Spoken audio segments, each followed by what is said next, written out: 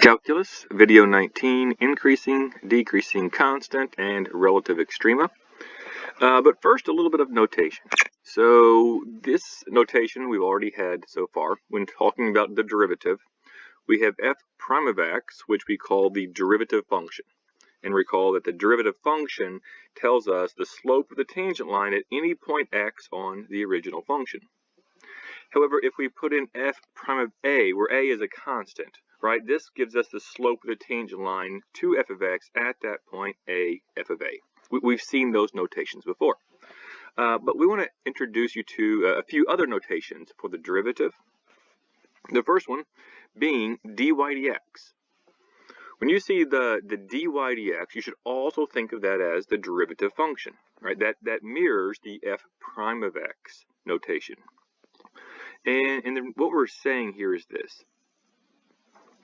Suppose you have a curve f that I've drawn here in blue, and you have a tangent line to that curve drawn here in red. The change of y over change of x, the slope of the secant line, right, for that particular curve f, if I change x by a certain amount, that's called delta x. And the change of y, then, for that particular curve like this, would be delta y. How much is the y value changing on the curve for a specific x value change? When we say dy dx, what we mean is this. We talk about the slope of the tangent line at that point on the curve.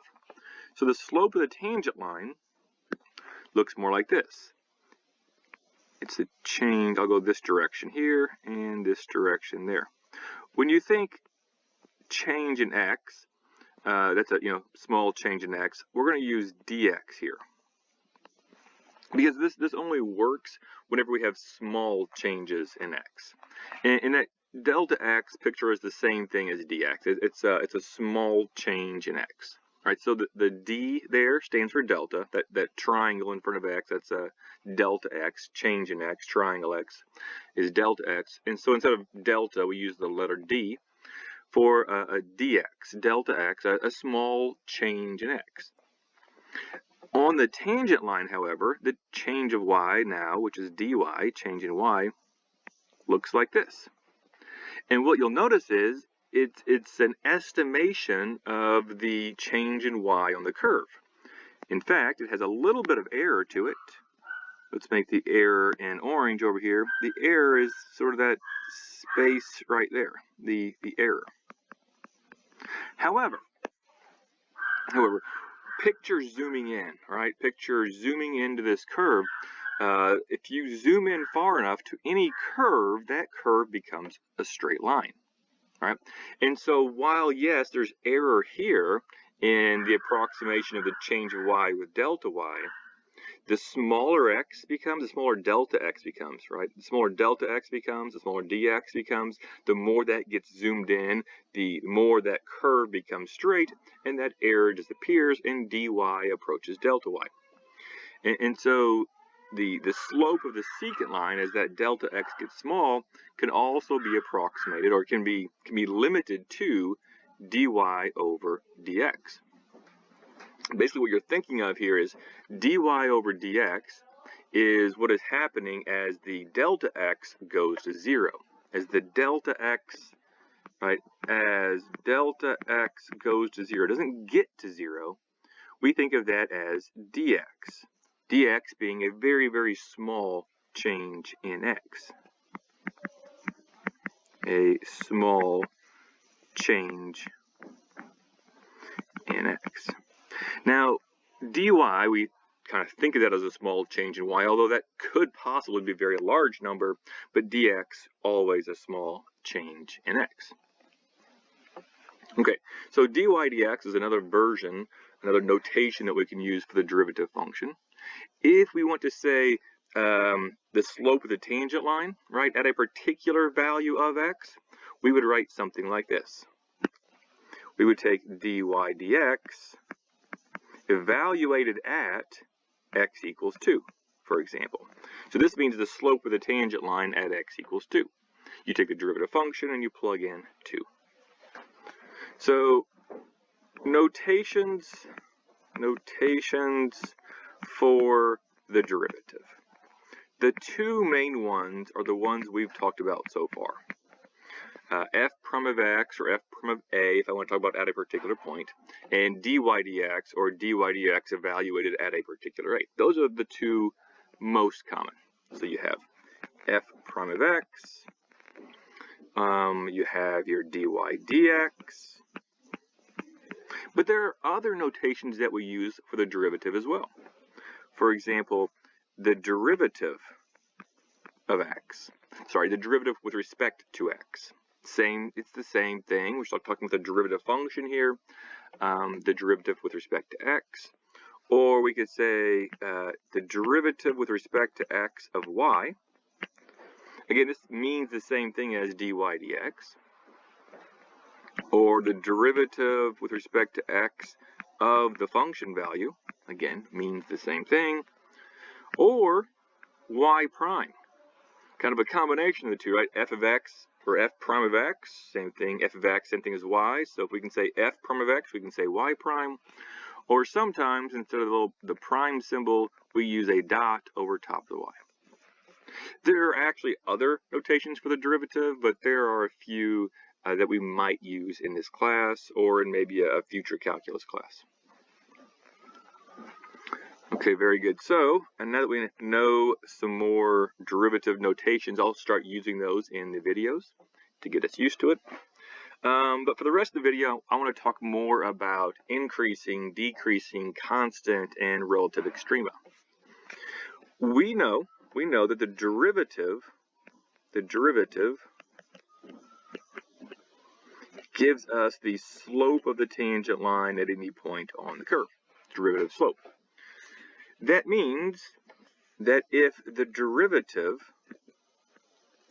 of the function at a particular point, maybe I should put the derivative at a. The derivative at any point a, let's say that's equal to 0. What does that tell you about the slope? It means the slope at that particular value a is equal to 0.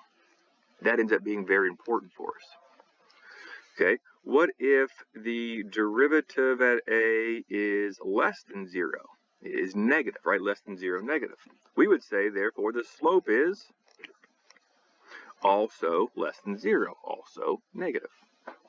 And if the derivative at a is greater than 0, we would say that the slope is greater than 0. So we have a word in math for the slope being negative, going downhill, if you will. We have a word in math for the slope being positive, going uphill, if you will. If the slope is negative, we could say that the function is decreasing.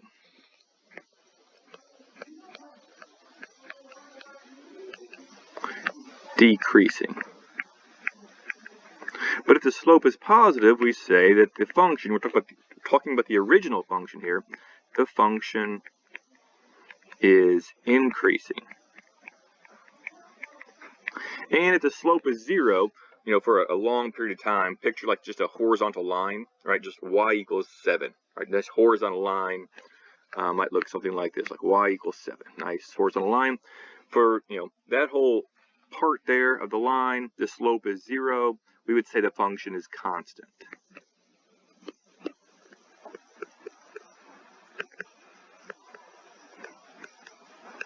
And so some of the questions I'm going to ask are things like, on what interval is the function decreasing?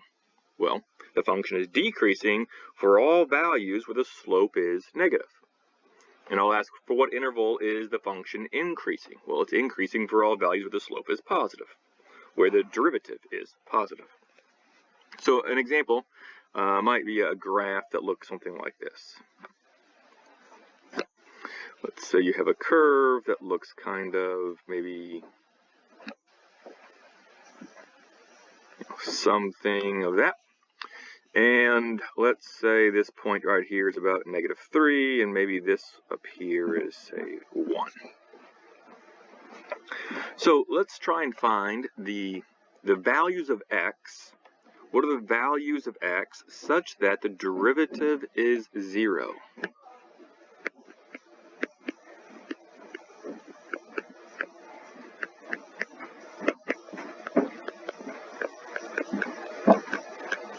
In other words, if the derivative is 0, we're saying here the slope is 0. Right? What are the values of x such that the derivative is 0?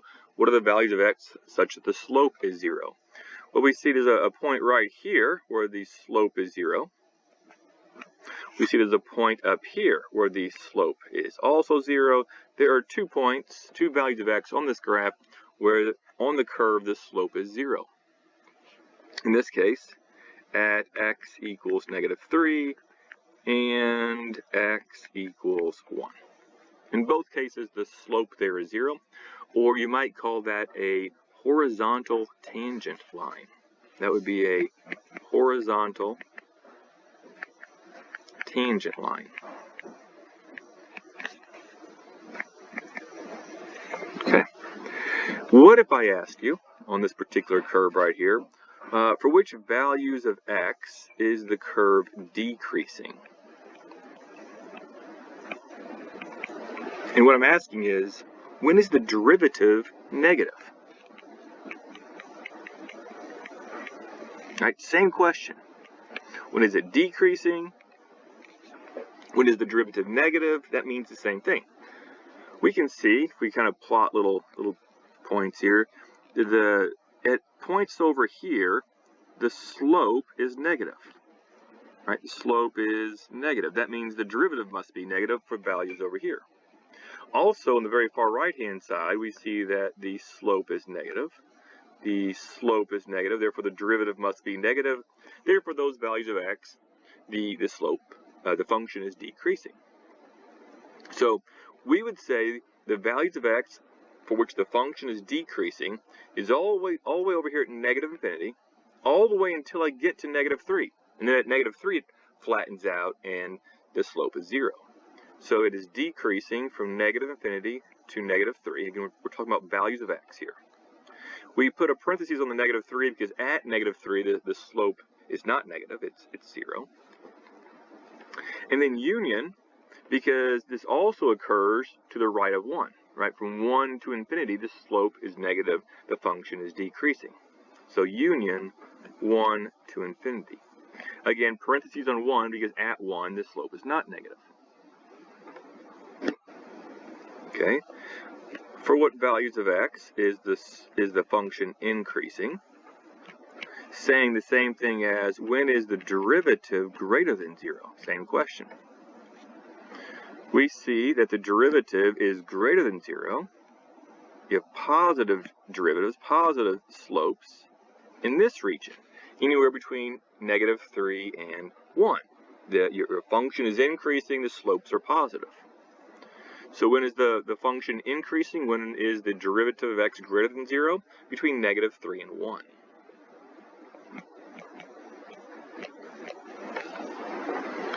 Okay.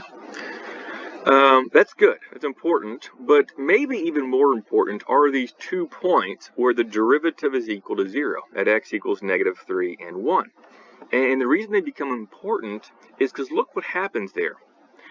What happens in these 2 cases here, at -3 the slope becomes 0, and what you notice is that's the lowest y value, right? We sometimes call it trough, right? It's the bottom part of a curve on a particular region. It's the lowest y value.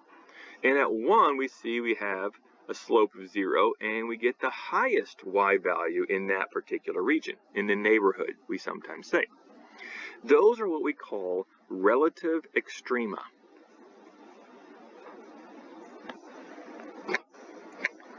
Relative extrema,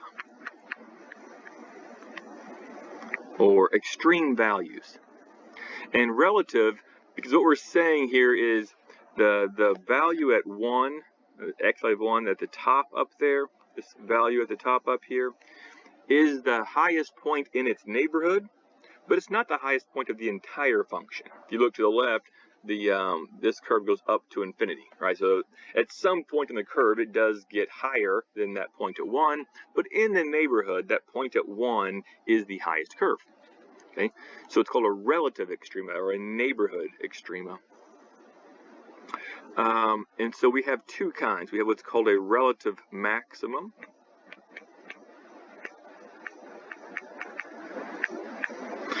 And then in this case, we have a relative maximum at x equals 1. Meaning in its neighborhood, around 1, the y value at 1 is the highest. And the way we were able to find that is that the slope is 0 at that point. Right, so the points where the slope is 0 end up being very important because they tell us where our relative extrema are. And we'll see at -3, that's the lowest y value around its neighborhood. We call that a relative minimum. So in this case, we have a relative minimum at x equals -3. Okay, let's end this video on one example. Let's try an example such as f of x is equal to x cubed. Let's make it -x cubed. -x cubed plus 3x squared plus 9x minus 4. And let's ask intervals of increasing, intervals of decreasing, and for right now, I'll put values of x with 0 slope. Okay, what we're talking about here are the relative extrema.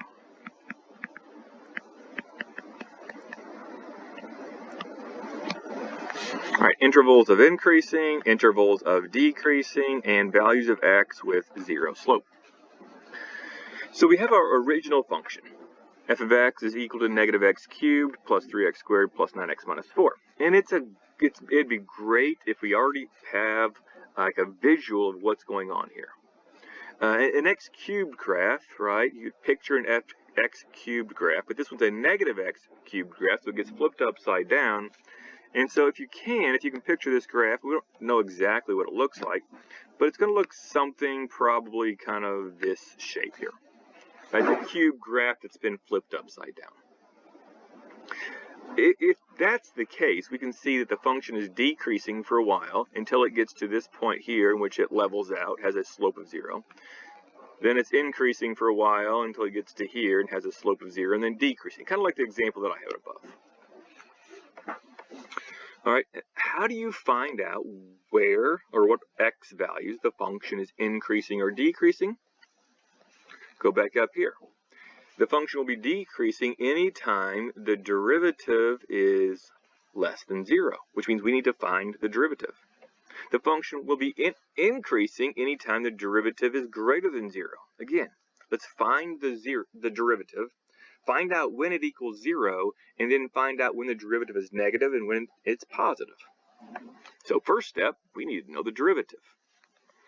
Thankfully, we have a power rule here. If our function is f of x equals -x cubed plus 3x squared plus 9x minus 4, the derivative using power rule is -3x squared plus 6x plus 9. And then the minus 4, right, goes to 0 because it's a constant.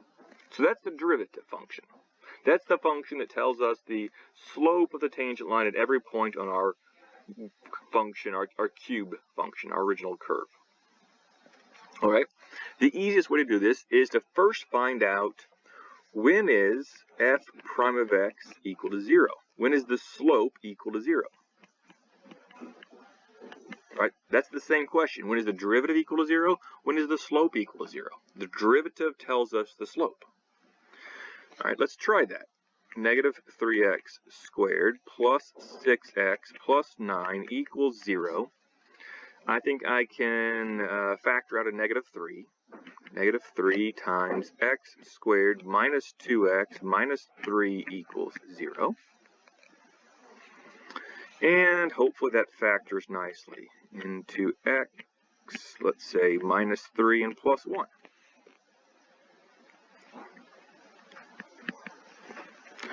I didn't mean for this to turn out so much like my other graph, but that's okay. It's a little bit different.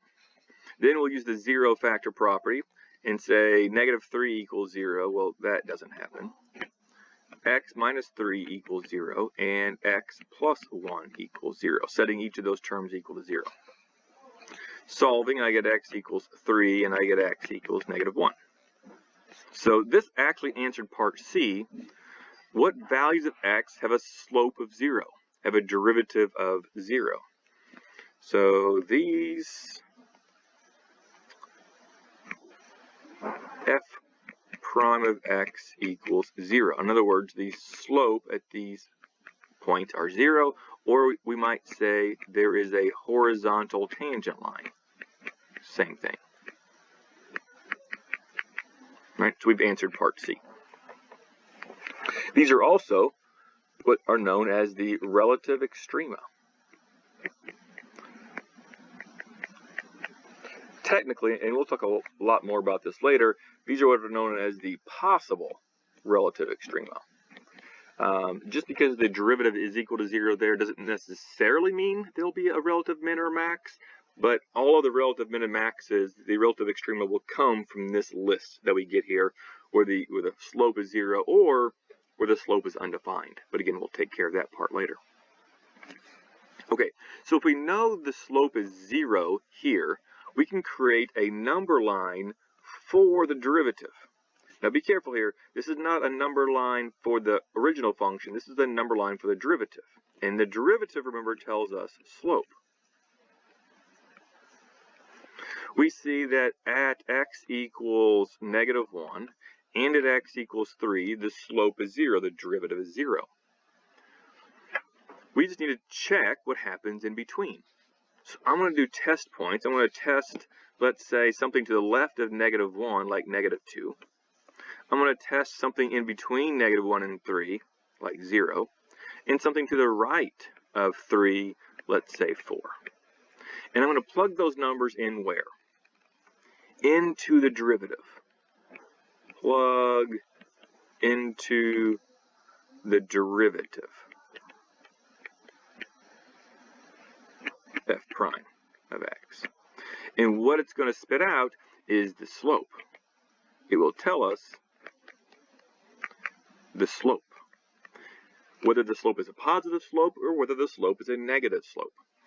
So let's recall, my derivative function, f prime of x, we found out was equal to negative 3x squared plus 6x plus 9. Plugging in negative 2, so f prime of negative 2, that's negative 3 times negative 2 squared plus 6 times negative 2 plus 9. Negative 2 squared is 4 times negative 3 is negative 12 minus 12 plus 9. I'm going to call that negative 15. Now negative 15 is great. That tells us the slope at negative 2. But here's what I more am concerned about. If it's negative here at negative 2, it's not going to change signs between negative infinity and negative 1. Because that's only going to change signs and become positive if it crosses the 0. Right? To go from negative to positive, you have to cross 0. It only crosses over at 0 at negative 1 and 3. Therefore, every slope between negative infinity and negative 1 will have a negative slope, will have a negative derivative, will therefore be decreasing. The function will be decreasing. Let's try plugging in 0 into the derivative. Right? So f prime of 0 is negative 3 times 0 squared plus 6 times 0 plus 9.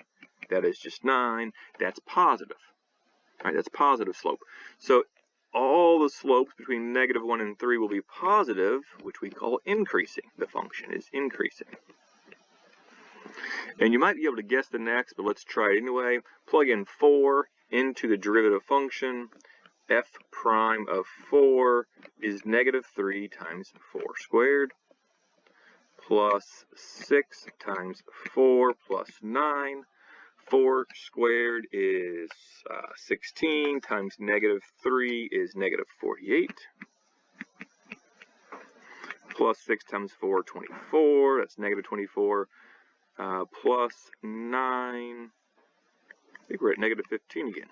Coincidental. Point being, it's negative, therefore decreasing. And this matches, if you remember, the curve we had originally, that a function would be decreasing and then increasing in the middle and then decreasing again, right? That it's going to be decreasing, increasing, and decreasing. We found that this first spot where it goes from decreasing to increasing occurred at -1, and then from increasing to decreasing occurred at 3. At those values, the slope was 0. So A was intervals of increasing.